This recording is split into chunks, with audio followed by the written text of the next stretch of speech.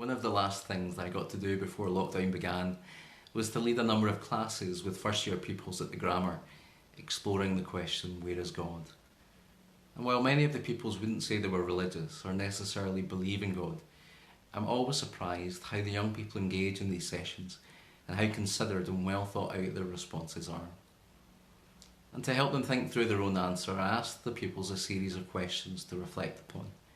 And even as people of faith, these are good questions to consider. Is God close or is God far away? Does God care about the world? What might make God happy or sad?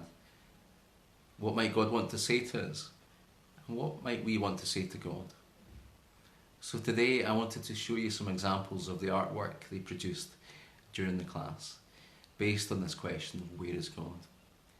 We never got the chance to display them at school because of the start of lockdown measures, so this seems like an appropriate way to share a few of them. In our first image, Ava asks, how are we to know if there is a God if we don't know what he looks like? Natalia says, to see him, you just need to open your eyes. In our third image, Rebecca asks a range of questions. Can you see God? Does God care? Is God real? Where did God come from? There's a magic 8-ball in the middle of our page, reminding us that some questions can't be answered. William says, we all try and find where God is. Maybe he is real, maybe he isn't, maybe he's just a myth, but we just have to believe. Logan says, there are times when it seems like all there is pain and sorrow, but God is everywhere. God can be found in laughter, in nature, in adventure, and in beauty. God can be found in family and in fun. Sarah and Louise write, we've not answered the question, where is God? But we've suggested how to go about answering the question. Seek and you will find, but be careful.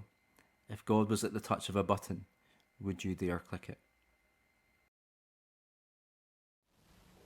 For me, this last image evokes the words of Matthew 7:7.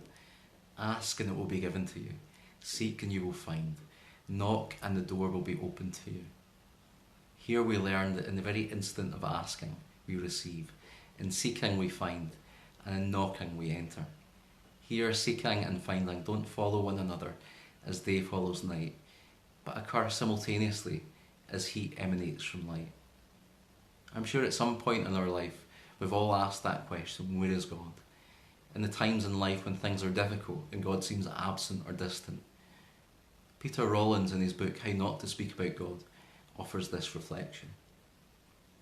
Perhaps then the secret longing for God could be the sign that God is already among us in a way that is beyond our understanding and experience.